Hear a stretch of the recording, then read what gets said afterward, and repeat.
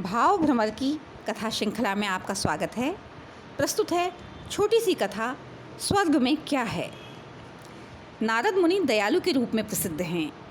किसी को दुखी देखकर दुखी हो जाते हैं और उसका दुख दूर करने का प्रयत्न करते हैं।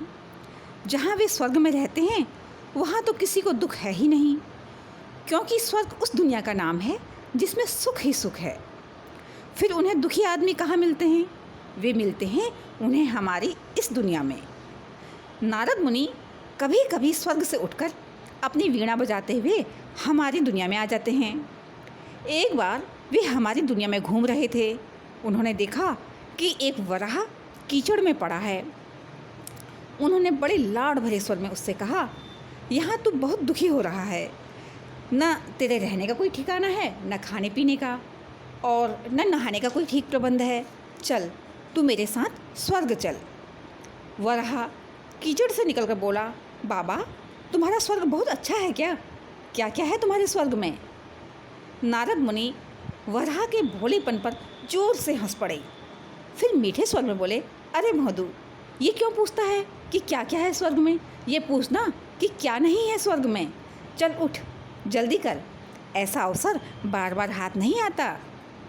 वराह नारद मुनि के पीछे पीछे चल पड़ा, पर थोड़ी दूर जाकर उसने पूछा, बाबा ये तो बताओ कि तुम्हारे स्वर्ग में कूड़े की कुड़ड़ियाँ और लोट मारने के लिए कीचड़ के गड्ढे हैं भी या नहीं?